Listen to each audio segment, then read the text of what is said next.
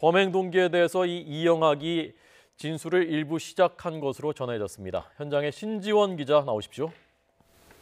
네, 서울 중랑경찰서입니다. 네, 입을 열기 시작했다고요? 네, 그렇습니다. 지금까지는 범행 동기에 대해서 입을 굳게 다문 것으로 알려졌던 이영학이 어제부터 조금씩 입을 열기 시작한 것으로 확인됐습니다. 구체적인 내용은 들어봐야겠지만 일단 지금까지는 경찰이 범행 동기로 해석될 수 있는 여러 가지 진술을 상당 부분 확보한 것으로 전해졌습니다. 경찰은 이와 관련해 오늘 오후 4시쯤 브리핑을 열고 지금까지 조사된 내용을 중간 발표할 예정입니다.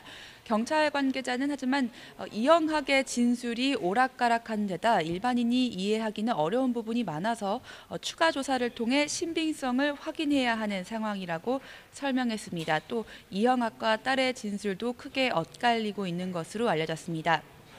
앞서 이영학은 어제 7시간에 걸쳐 진행된 조사에서 처음으로 여중생을 숨지게 하고 시신을 유기한 혐의를 인정했습니다. 이 과정에서 숨진 딸의 친구가 지난달 스스로 목숨을 끊은 아내가 평소 좋아하는 학생이었다는 진술도 나왔습니다.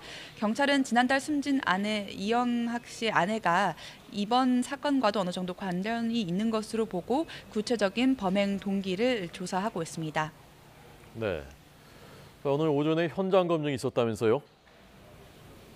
네, 그렇습니다. 현장 검증은 오늘 오전 9시 반 범행 장소인 이영학의 자택에서 진행이 됐습니다.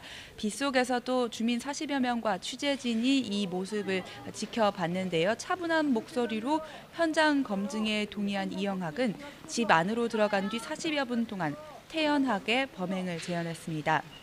이후 밖으로 나와 시신이 담긴 가방을 차에 싣는 과정도 재현했는데요. 이 모습을 보고 분노한 주민들이 일부 고성을 지르기도 했습니다. 현장 검증을 마친 이영학은 경찰서 유치장으로 돌아와 오후 조사 일정을 기다리고 있습니다. 경찰은 시신 유기 공범으로 드러난 이영학의 딸에 대한 조사도 벌일 예정입니다. 경찰은 어젯밤 10시쯤 딸에 대해 구속영장을 신청한 뒤 영장실질 심사를 준비하고 있습니다. 지금까지 서울 중랑경찰서에서 YTN 신지원입니다.